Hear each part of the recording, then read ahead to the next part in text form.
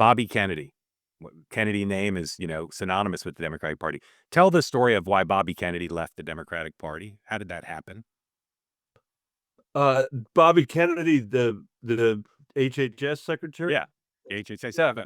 Yeah, I think he left probably for craven reasons, which were, his own, what his own ambition. But, in the end, he found himself a place in the Trump administration that's allowing him to do what he wants to do with respect to the vaccines and other things.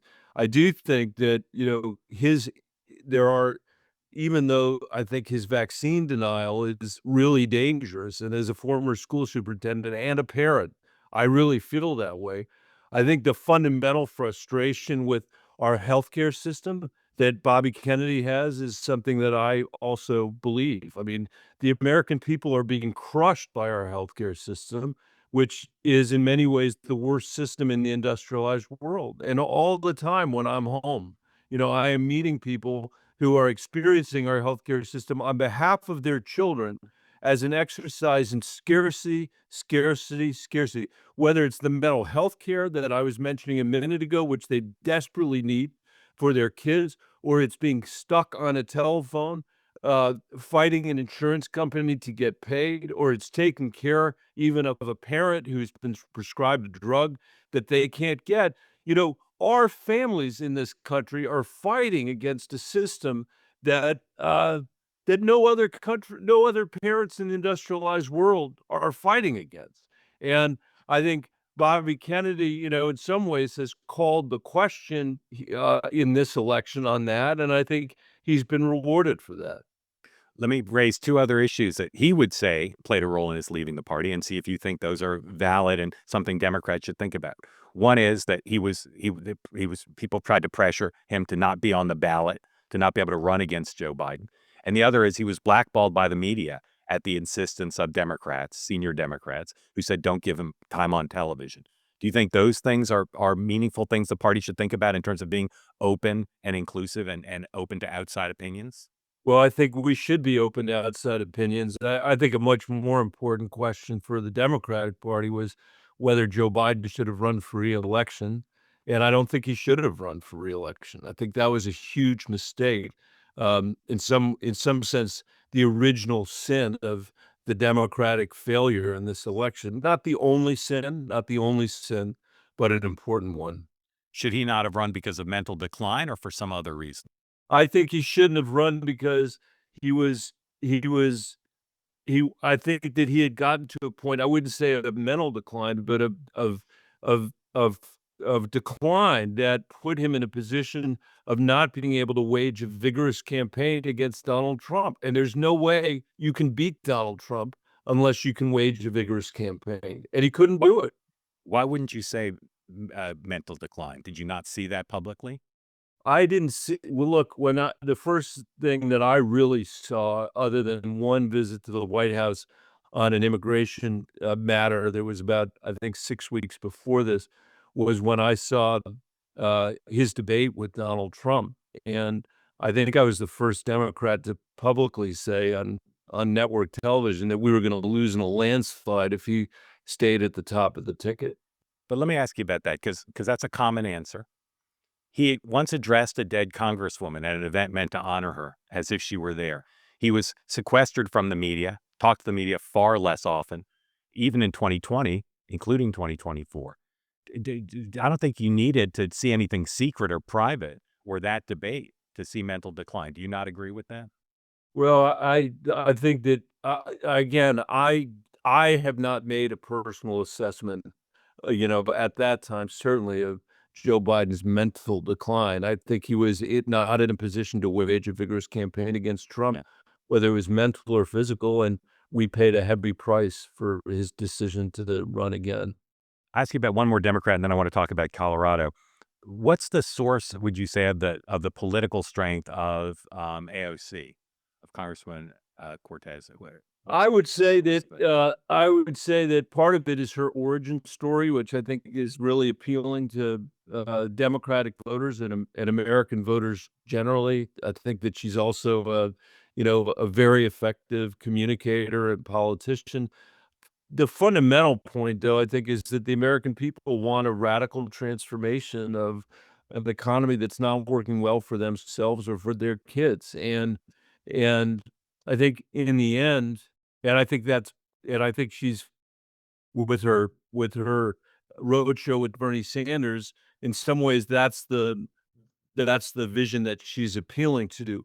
Whether or not that's a vision that can build a broad coalition of Americans that can defeat Trumpism, I think is a really open question. And I suspect that it probably can't. I think it's an important part of that coalition, but not enough to be able to defeat Trumpism in a general election. And same question, what's the source of political strength of Kamala Harris? I think that her source of political strength was providing a newness to Joe Biden's ticket. That's what I think it was. Well, but how about now? If she thinks about running for governor as you are or running for president, what would you say is the source of her political strength? Well, I think the fact that she's well known and was on a national ticket would be the source of her political strength. Okay. You've talked about a lot about running for economic opportunity, and they're building blocks of that. And I want to ask you about some of them. Your state's had Democratic governors for a while, and I'll just say it's a little confusing to me. You've praised the governors, the current governor, Jared Polis, who's a Democrat, but said the state is, in crisis and has a lot of work to do. So I want it to be you to be as specific as you can on housing, something you've talked about, and of course comes up all the time with your constituents. What specifically can a governor of Colorado working with the legislature do about housing that the current governor hasn't done? I think it's not just working with the legislature, but working with county commissioners all over the state of Colorado, many of whom have, something relevant to say, and working with the private sector. We're going to have to work in a collaborative process to make housing cheaper, to make it more available, and to be able to build it faster. I don't criticize Jared Polis, our governor, on that. I think he has made some incremental efforts that have been important on housing, but it's not enough to deal with what we're faced with. You mentioned the word crisis. I mean, I would say where we are in the state is that there is not a county in my state, there's not a neighborhood where people feel like their kids are going to be able to live in the neighborhood that they live in, that they're going to be able to afford to have a house in the neighborhood they're in. That is the economic pressure, I think, that it has created the chance for Donald Trump to win an election twice in this country. And if we don't solve for that, this country is going to continue to elect people who, as Trump, said, we don't need a democracy. I alone can fix it. You should expect your public sector and your private sector to be totally corrupt and totally bankrupt. That is a very natural uh, thing for someone to run on in a world where people have lost a sense of economic opportunity for themselves and their families. I think we've got to work together to figure out how to give the American people hope that their children can prosper in this country, or in my case, in the state of Colorado, that they can actually live there. Is there a specific Michael Bennet idea on housing in Colorado that you can share that other states, maybe the federal government might look to and say, well, that's a good idea to create I think that housing? if you take what I just said in terms of objectives, let's build it more cheaply, let's build it faster, and let's build more of it, and let's do it with a serious collaboration among every level of government that is aligned with each other and in partnership with the private sector. I don't think we've seen that in any country, in any state in America yet. Same thing with education. There is not a state in this country where people can say, you know what, that's a place where you can send your kid to school and propel them into the American economy. That does not exist out of 50 states. I hope to make Colorado the first one. Okay. Same question about transportation and traffic. Again, a huge issue in your state as it is in every other. What's a Michael Bennet idea to reduce traffic congestion? I think it's creating more density in our housing, and supporting the efforts that we've already made to try to build more transit in the state and to make it more efficient. We have a regional transportation authority called RTD that I think needs could use a governor's help. Let's put it that way, to be more effective and more efficient. Okay. Here's, as I mentioned, you did run for president in 2020.